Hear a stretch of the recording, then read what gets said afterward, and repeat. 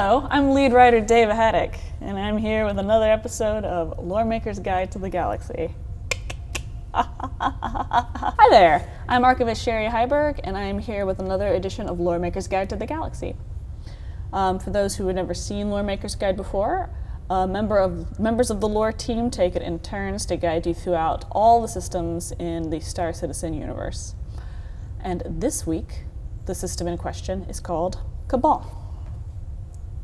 So let's just go there real quick. Is it Cabal? Is it Cabal? Is it Cabal? The question of pronunciation has not yet been settled because it is only inhabited by UEE surveyors. It is otherwise totally clean or totally empty of any inhabitants. We prefer the term empty around here. It doesn't imply anything bad. It just doesn't have any people in it, really. UEE surveyors aren't really people. No, they're really people. I'm just kidding.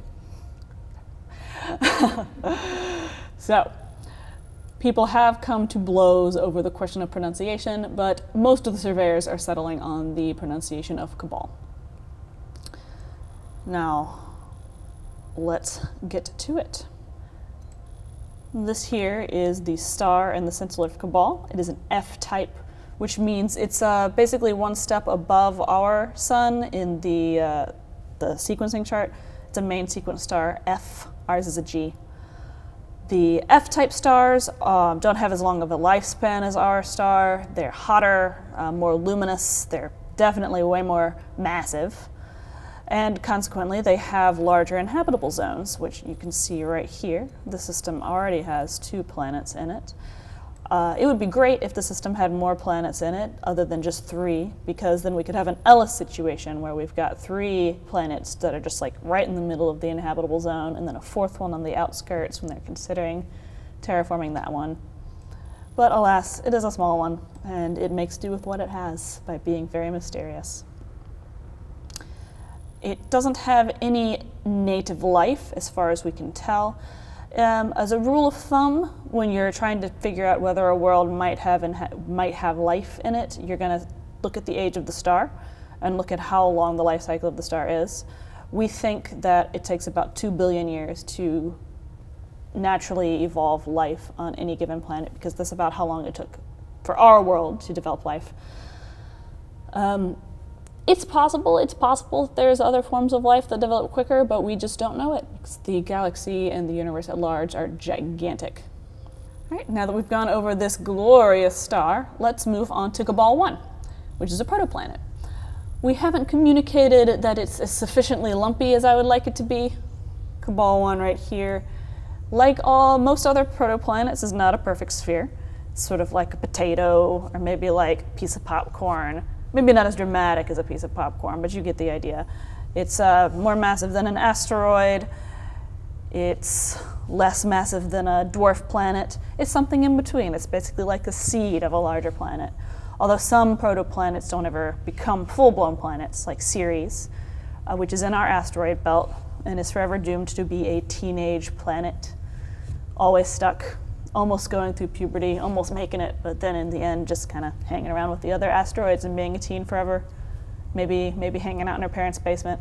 Be nice to Ceres and other protoplanets. They need it. As far as we can tell from the initial surveying, this little protoplanet here is rich in minerals, so it could be a good source of income for any miners who are interested in the system once it is cleared for travel. So let's move on to Kabal II. This one is of interest because even though it's a desert planet, kind of like Mars, it is very steadily just like right in the middle of the inhabitable zone. So if we wanted to terraform it, it would be very easy to do. It's got a magnetic field that could hold an atmosphere in place. It doesn't really have any volcanic activity that we've seen, but that'd be easy enough to kickstart with the terraforming technology that we've got in game. So there's a lot of interest from people, not just regular UE citizens or aliens who are just like, oh, well, what are they going to do with the system? Ship manufacturers like Esperia are very, very interested in the system. And there is a contingent of Teverin who insist that the Cabal system should be given to them. And the reason for that can be discovered if we go over this way and end up at Kabal III, the third rock from the sun, just like our rock. As you can see, Kabal is a naturally inhabitable world. It's got oceans, it's got plants, it's been around for more than 2 billion years. It doesn't show any evidence of having been terraformed, and it's totally uninhabited. However, that does not mean that it was never inhabited. As surveyors got closer to the system, they discovered that it is covered with abandoned Tevarin cities. Since there aren't any records that are still extant from the First and Second Tevarin Wars, as we did destroy their civilization and absorb the surviving Tevarin into the UEE, we don't have any idea what happened to the Tevarin who used to live here. There are no signs of a struggle on the planet, there's no blast craters, there's no swaths of fire that could have been caused by anything other than natural fire cycles on the planet. It just seems to be, it's like they answered a phone call and left the door open and then just disappeared forever. The UEE surveyors have some theories as to what happened to them. One popular theory is that because the system shows evidence of having been abandoned during the First Tevarin War, it could be that all the able-bodied inhabitants of Kabal III, I said Cabal, oh, I'm going to get punched by a surveyor, of Kabal III, were called back to the planet, and so many Tevarin were poured into the war effort that they just never returned, and eventually the system became abandoned as the old inhabitants died out. It's been long enough that it's possible that people died in chairs and their bodies rotted away, etc., etc., etc. Just for a nice little gruesome picture of what's going on in Kabal III. I'll zoom away for a second. Anyway, let's get back to here. It is also possible that the jump point from Elysium to Cabal, which exists and it seems to be steady today, collapsed and then reformed. Since jump points do collapse, it is quite possible that this happened. There's just no evidence that it happened, and people are leaning towards the war theory. There are some Tevarin out there who may know what happened to Cabal, but no one is speaking up and no one knows how to find them because of the Tevarin diaspora. So why was it abandoned? What happened? Who knows? We are hoping to get answers as the UEE continues to survey the system. One more interesting thing about Kabal III, since the ruins are very intact, there are all kinds of cool things in there, like religious artifacts, like amazing Tevarin architecture, and also perfectly preserved Tevarin ships and weapons. Now, ship manufacturer Asperia, makers of the Vandul glaive, have gotten their hands on plans for the Tevarin Prowler, which they will be releasing very soon. No one knows exactly how they got the plans, but I imagine there's a UEE surveyor out there who suddenly has a lot of funds in their account that maybe they should account for. And let's make note of this guy over here. This is the Cabal Cluster Alpha. It is a mineral-rich asteroid field. It kind of hangs out in its own orbit in the Lagrange point of Kabal III. See? Right there. Hello!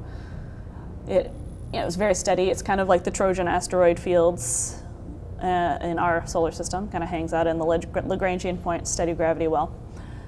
So it shows no evidence of having been mined thoroughly. If the Tevarin did mine it while they were here, they didn't take too much from it. So this could be a very good prospect for people who are interested in mining once the UEE lifts the travel ban on the system. Now let's zoom out here real quick. And let's find the Kabal Leer jump point. You see it right there. You may be familiar with Leer from our CitizenCon demo. It has the planet with the sandworm on it. It jumped out and scared the player character and probably ate a few nomads while it was going at it. It's also the home of a political group called the Outsiders, which you may have heard about in the previous episode of Loremaker's Guide to the Galaxy from my comrade, Adam Weiser. So that's it for slightly unsettling spooky Cabal, home of the plans for the Prowler, which will be released by Asperia very soon. Hopefully, we will be able to travel to this system soon and solve the mystery of why the Tevarin suddenly abandoned a planet that honestly looks like it's a pretty good candidate for habitation. Thank you so much, as always, for supporting us. I'd like to extend a special thanks to our subscribers who make all of our programs possible, and every citizen who has ever played any part of our game and who continues to support us in this endeavor. Thanks again for everything, and I'll see you next time. Thank you for watching. So if you want to keep up with the latest and greatest in Star Citizen and Squadron 42's development, please follow us on our social media channels. See you soon.